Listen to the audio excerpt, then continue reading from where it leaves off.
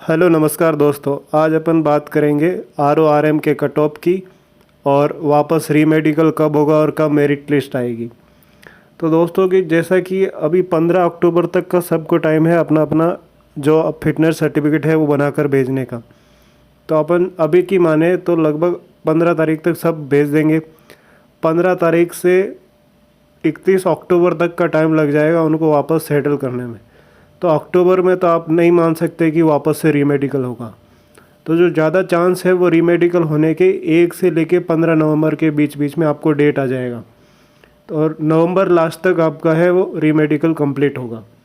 तो मान लीजिए रीमेडिकल के बाद अगर BSF के डेटा को देखा जाए तो जो अभी तक का जो रिकॉर्ड रहा BSF का, रीमेडिकल होने के बाद 10 से 15 दिन में हेड कांस्टेबल RORM का मेन लिस्ट जारी हो सकता है। तो आप मान के चलिए दिसंबर लास्ट तक आपकी RORM की फ़ाइनल लिस्ट आ जाएगी। और एक बार फाइनल लिस्ट आने के बाद जो कट ऑफ रहेगा वो कितना बढ़ सकता है उसके बारे में बता दूं। SC ST वाले तो निश्चिंत रहे, उनकी जॉब पक्की है जिसने मेडिकल पार कर लिया। और अगर किसी को रीमेडिकल भी मिल गया है तो घबराने की कोई बात नहीं है, आराम से क्लियर कर जाओगे अगर कोई बड़ा पॉइंट नहीं है तो। और जो बाकी है EWS वाले, उनको भी घबराने की कोई बात नहीं है, उनकी भी जॉब पक्की मानो, क्योंकि EWS वाले भी कैंडिडेट बहुत कम ही हैं। तो जो फाइट अपन पहले भी बात कर रहे थे OBC और जनरल वालों में देखने को मिलेगी।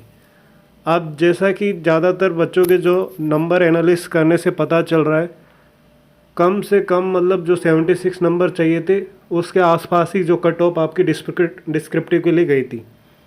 तो लगभग बच्चों के 76 से लेकर 90 नंबर के बीच में ऐसे कई बंदे हैं जो उसी नंबर पे बैठे हैं।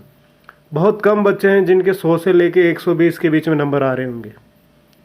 और कोई बोल रहा है मैंने अगर 150 का अटैम्प्ट किया है, 180 का अटैम्प्ट किया है, तो उसमें अटैम्प्ट करने से नहीं होगा, क्योंकि ये कोई 10वीं या 12वीं का बोर्ड का पेपर नहीं है जो आप कॉपी का पेज भर के आगे तो आपको नंबर मिल जाएंगे।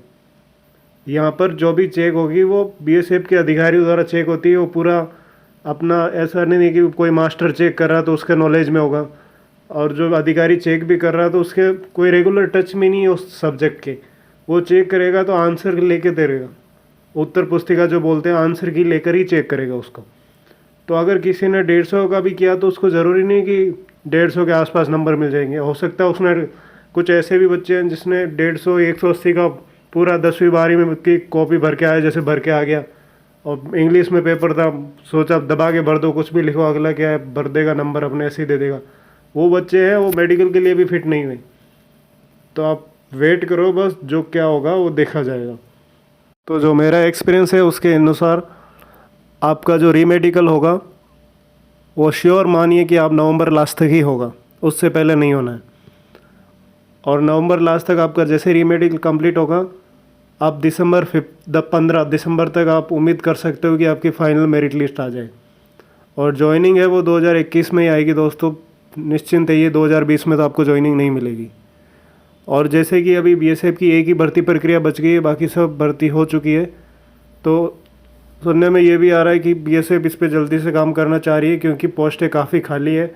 और जो सारे ट्रेनिंग सेंटर हैं, जो मेरे BSF के जानकार हैं, उनके सूचना जो मेरे को मिली है, उन्होंने यही कहा कि सारे ट्रेनिंग सेंटर उनके खाली पड़े हैं। तो वो भी चाहते हैं कि वहाँ पर जल्दी से जल्दी नए रिक्रूट भेजे जाएँ। तो और चांसेस ये भी है कि मतलब जैसे कि BSF ने लिख रखा है कि वो अपने अनुसार भर्ती में वैकेंसी बढ़ा सकती है।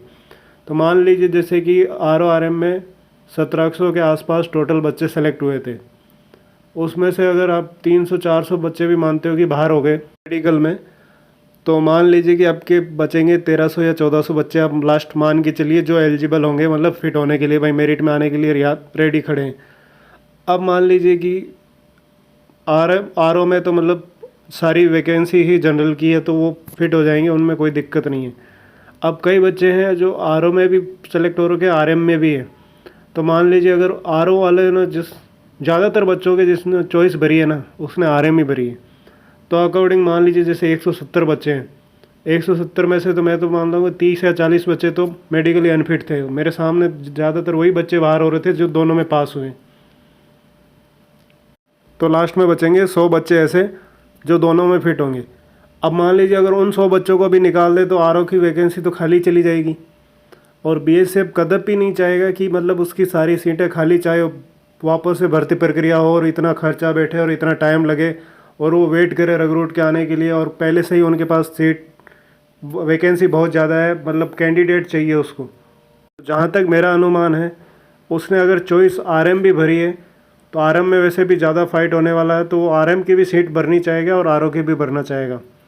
तो उस आरओ वाले बच्चे को आरओ ही मिलेगा, जो ज़्यादातर मैंने एनालिसिस किया है और जहाँ तक बात की है और जो एक्सपीरियंस मेरा कहता है उसको आरओ ही मिलेगा। ये ज़्यादा चांसेस हैं। जिसने आरओ फिट बोला है उसको वो तो 100% फिट है, ज़्यादा चांस है। बट जो दोनों में सेलेक्ट हुआ और दोनों चॉइस भरा है उसमें आरएम भरा है, बट अगर आरएम में ज़्यादा फाइट रहेगी तो उसको फिर आरओ ही मिलेगा। क्योंकि अगर आरओ नहीं देंगे तो उसको वापस आरएम में भेज देते, तो आरओ में तो वैसे ही बच्चे कम है, तो फिर आरओ की वैकेंसी किससे भरेंगे? आरएम वाले से तो भरने से रहा। तो जो भी कैंडिडेट सेलेक्ट हुए हैं, मेडिकली फ़िट हुए हैं, और अगर किसी को रीमेडिकल भी दिया है तो कोई घबराने की बात नहीं है। सभी हो सकता है, जैसे कि पता है मुझे कि मतलब चिंता कर रहे होंगे मेरिट में मेरा नाम आएगा नहीं आएगा। अगर आपने पेपर थोड़ा बहुत भी अच्छा किया है, किसी से बेहतर किया है, मतलब बाउंड्री लाइन वाले से थोड़ा भी अच्छा किया है, तो आपके 101% चांस है सेलेक्ट होने के। और जो भाई रीमेडिकल देने के लिए बुलाया है, मतलब जिसको रीमेडिकल दिया है, उसको घबराने की कोई ज़रूरत नहीं है। मान लीजिए अगर आपका डॉक्टर ख़राब था और आप में अगर वो पॉइंट नहीं है, तो आप निश्चिंत रहिए, अपने ऊपर कॉन्फिडेंस रखिए, आपको कोई बाहर नहीं कर सकता। ये मेरा खुद का एक्सपीरियंस है। मैंने एसएससी जीडी में अप्लाई किया था, तो वहाँ जब मैं मेडिकल के लिए गया तो मेरे को डॉक्टर ही इस प्रकार का मिल गया कि मेरे को 3 पॉइंट लगा दिए थे। जबकि मैं रीमेडिकल में गया तो वापस उसमें से एक भी पॉइंट वो फिट नहीं बैठता था, और तीनों पॉइंट मैंने क्लियर किए। बट मुझे ये अपने ऊपर कॉन्फिडेंस था कि हाँ भाई ये पॉइंट गलत दिए गए हैं, तो अपने ऊपर विश्वास रखिए। अगर आप में वो बीमारी या वो दिक्कत नहीं है तो आपको किसी का माई का बाप भी आपको आउट नहीं करेगा, आपको वो भी फिट करना चाहता है। ऐसा नहीं है कि इतना पूरा प्रोसेस में लास्ट में लाके आपको धक्का मार के बाहर कर देगा। हाँ, अगर आप में दिक्कत है, बड़ी कोई प्रॉब्लम है, मेजर इशू है, तो फिर उसमें तो उसको बाहर करना ही पड़ेगा। और वो तो आपको जब भर्ती होने के लिए फॉर्म भर रहे थे उसी टाइम सोचना चाहिए था कि इसका इलाज करा लेता हूँ। कि वही फोर्स में जाओगे तो पूरा फिट होना ही चाहिए, ऐसे अनफिट को तो लेके फोर्स में क्या करेगा कोई। मान लीजिए अब किसी को कोई आप फौज या किसी में जाने के लिए फॉर्म भरते हो तो पहला दिमाग में यही आता ना कि ये मेरे प्रॉब्लम है, और मेडिकल तो होगा ही, वहाँ तुक्का तो चलेगा नहीं। तो आपको उसी टाइम से ही ट्रीटमेंट ले लेना चाहिए। मान लीजिए अगर किसी की आंखों में प्रॉब्लम है, तो आप ऐसा थोड़ी है कि वो मतलब मेडिकल में जाए तो उसको वहाँ दिख जाएगा, वहाँ पर भी उसको सेम प्रॉब्लम आनी है। तो आप क्यों ना उस टाइम का वेट करते हो कि भाई मेडिकल में मेरे को बाहर करेगा, जब भी मैं लेजर सर्जरी करा के रीमेडिकल में जाऊँगा। आपको मेडिकल से पहले ही लेजर सर्जरी करा के वहाँ जाना चाहिए, और जैसे ही वो आपको आँखों के टेस्ट के लिए बुलाए आप उसको दो जवाब, आपको पास करेगा ही करेगा। तो ये सब आपको पहले से सोच समझ कर चलना चाहिए, पूरा तैयारी रख के चलना चाहिए। बस इतना ही कहना चाहूँगा, और वेट कीजिए, दिसंबर लास्ट तक आपको पूरा रिजल्ट मिल जाएगा। ये मेरा 101% है, आप देख लीजिएगा, यही होगा। और जो भी रीमेडिकल भी देने वाले हैं उनको भी मेरी तरफ से यही कहना चाहूँगा, घबराइए मत। अगर आपका पॉइंट नहीं है तो आप पार होंगे ही होंगे। जय हिंद।